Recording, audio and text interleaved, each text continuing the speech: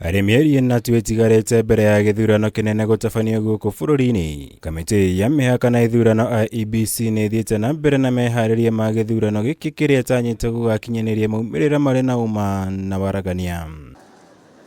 Mihango ino na kuri uguo ni ihuritwo njeki ni thirikari thutha wa kuongererwo kigina thiini wa mbajeti ya mwaka wa kigina wa 2022 na 2023 iria ithomirwo mothe ni minista wa kigina Ukur Yatani muigana wa ciringi mbirioni 21.7.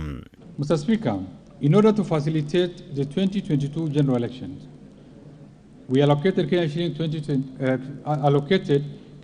22.9 billion in the current financial year 2021-2022, and I further propose an allocation of Kenya shilling 21.7 billion in the financial year 2022-2023 to the Independent Electoral and Boundaries Commission. Kamiti ino ikoretwo igitetia thirikari nene kumana na kwaga kurekererio gwa kigina giki makiuga kia gucirithiria mihango yao ya kuhariria githurano kinene. Riu magitanywo guthii na mbere na mihango yao ya kuhariria githurano kia mwaka uyu hatari na muhinga wothe. Ruhonge rwa magoti naruo ni rugunikite na nyongerera ya ciringi mbirioni 1.1 kuona mahetwo ciringi mbirioni 18.9 thiini wa bajeti ya mwaka ukite wa kigina ari kuuma mbirioni 17.8 iria magairwo thiini wa bajeti ya mwaka turi wa kigina.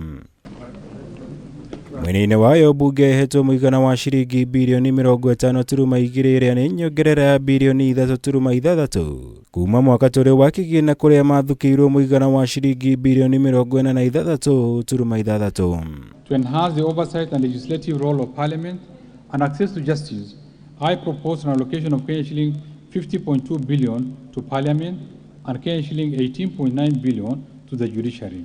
Mihango-ini ya kugacirithia bara ya ngukumio bururi-ini thirikari ni yongereire kigina kiria gayagira honge cia kuhurana na ngukumio bururi-ini cia EACC, DCI na DPP kuria EACC hari bajeti ya mwaka uyu ihetwo muigana wa ciringi mbirioni 3.6. Wabici ya DPP ikaheo muigana wa ciringi mbirioni 3.4. Ruhonge rwa maabitha uthuthuria rwa CID rukaheo muigana wa ciringi mbirioni 8.4. Riri wabici ya muthurimi wa mathabu ma thirikari igairwo muigana wa ciringi mbirioni 3.4.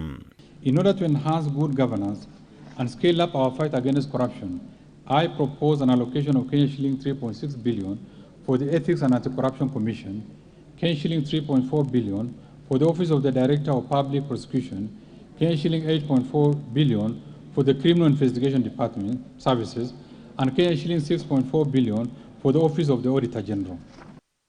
Girivotera Kameme TV, Jitogomora, Wagunya.